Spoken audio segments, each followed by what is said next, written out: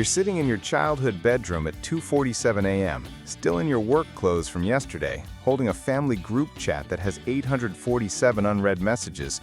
Your mom is crying in the living room about something your brother said 3 Thanksgivings ago. Your dad just texted you asking how to unmute himself on a Zoom call that ended 6 hours ago. And your younger sister is demanding to know why you didn't defend her when your aunt made that comment about her hair at a wedding that happened in 2019. The wedding was outdoors. It was raining. Everyone's hair looked bad. But apparently, you should have said something. You blink at your phone. The messages keep coming. You haven't slept in 31 hours. This is fine. Let's rewind to yesterday morning. You wake up at 6 a.m. because you're responsible. You have a real job with a 401k and everything. You drink your overpriced oat milk latte and check your phone like a normal person. 3 missed calls from your mom, 2 from your sister, a voice note from your brother that's 11 minutes long. It's Tuesday. Nothing is on fire, nothing is dying. This is just a regular Tuesday in the life of being the oldest daughter, which is essentially like being an unpaid family therapist, mediator, IT support specialist, life coach, and occasionally hostage negotiator. Your mom's first text says, "Call me when you can," which in oldest daughter language means, "Call me immediately or I will assume you're dead in a ditch and I will tell everyone at church about how my daughter never calls me back." You call her during your commute. She answers on the first ring, which is never a good sign. "Your sister is mad at your brother," she says. No greeting, no preamble, just straight into the family drama like she's reporting breaking news. And your brother is mad at your dad, and your dad doesn't understand why everyone is mad. You're still in your driveway. You haven't even backed out yet. "What did they fight about?" you ask, knowing this is a trap. "Well," your mom begins, and you can hear her settling in for the long version.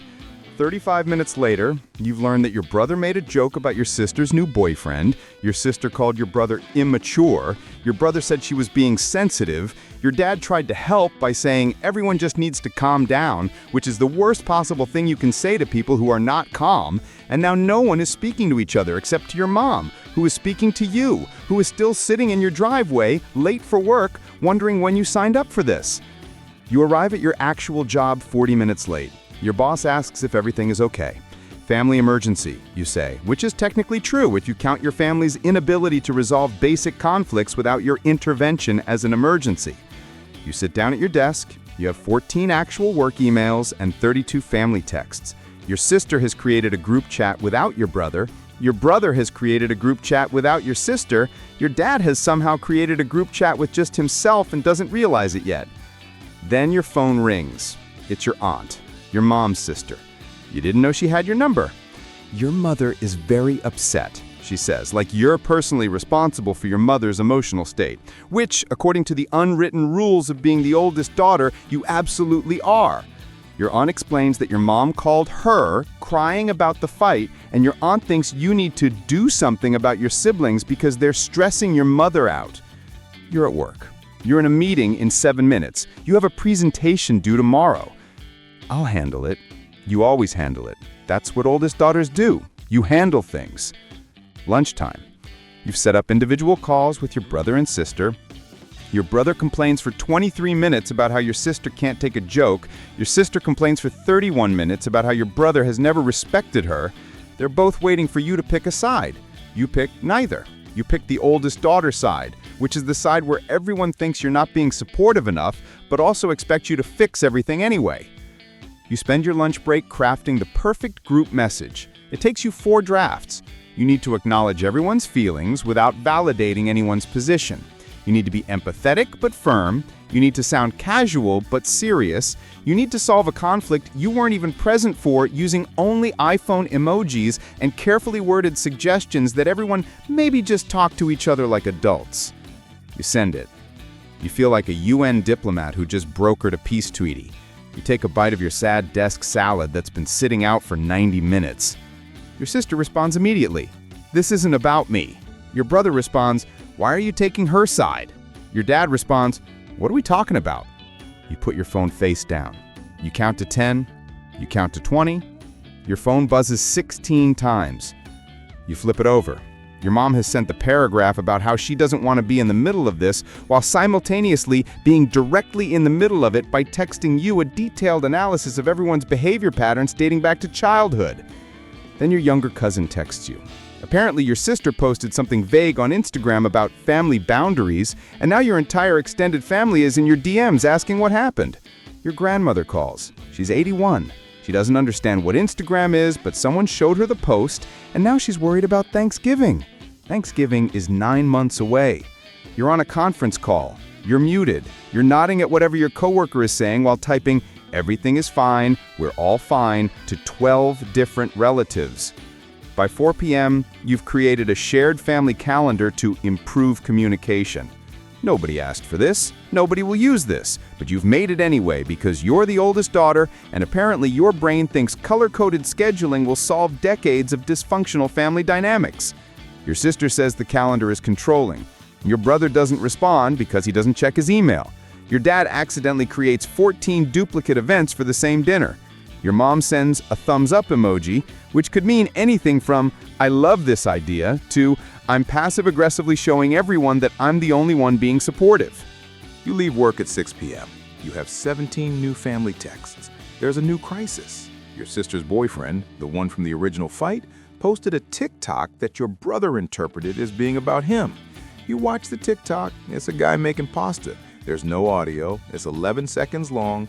Your brother has written you 3 paragraphs analyzing the hostile energy of the pasta making. You're stuck in traffic. You're hungry.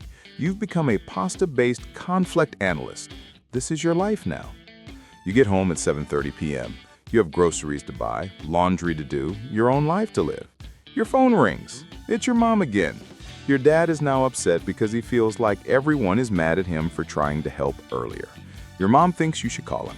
You call your dad. He's not mad, he's just disappointed that the family can't get along, which is somehow worse than mad. He launches into a story about how when he was growing up, families just worked things out without all this drama.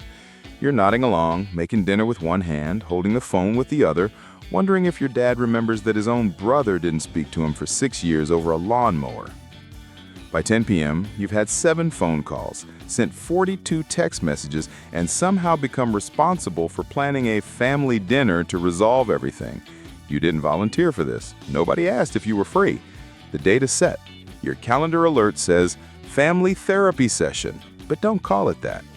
You're already drafting the seating arrangement in your head to minimize conflict. You're thinking about conversation topics that won't trigger anyone. You're mentally preparing opening remarks that will set a positive tone. You're not a therapist, you're a project manager at a mid-sized marketing firm. But sure, you'll just add family mediator to your unpaid internship collection. Midnight. Your sister texts, "Are you mad at me?" You're not mad, you're tired, but you can't say you're tired because then she'll think you're mad. You type, "Not at all, just been a long day." She sends back, "Okay, good. I just feel like you were taking everyone else's side earlier." You weren't taking sides, you were trying to not take sides. But explaining that you weren't taking sides sounds like you're taking sides against her. You send 3 paragraphs carefully explaining your neutral position. She sends back, "K." Just the letter K.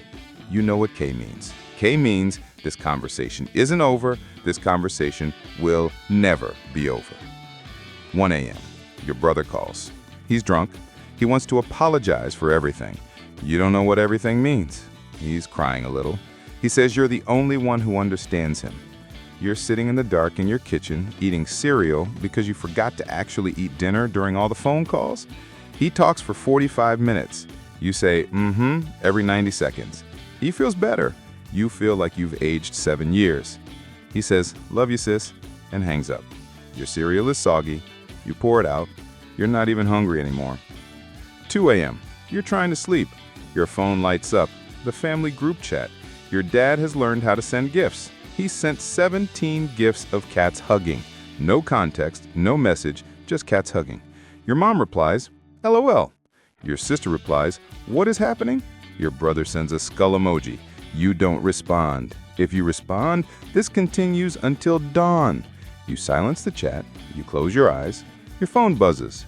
It's a new group chat. Your mom has created an emergency group chat to discuss your dad's gifts. You're somehow expected to decode what the cats mean. This is your legacy as the oldest daughter. The next morning, you wake up to 237 new messages. The family dinner is confirmed. Your siblings are speaking again. Your mom is happy. Your dad is sending more animal gifts, but now they're dogs. Progress. Everyone thanks you for bringing the family together. You didn't bring anyone together. You just absorbed everyone's chaos until they exhausted themselves. You get ready for work. You check your phone. 3 missed calls from your mom. It's 7 a.m. You know what this means. It's starting again. You take a deep breath. You call her back. Your sister is mad at your brother. You close your eyes. You open your calendar. You add another event. Oldest daughter duties. Ongoing. Forever. Send help. And that's the job. No salary, no benefits, no days off. Just you, your phone, and an endless cycle of family drama that you didn't create, but are somehow responsible for managing. If you're also the unpaid family therapist, hit subscribe. Misery loves company, and apparently, so does every extended family member who has your number.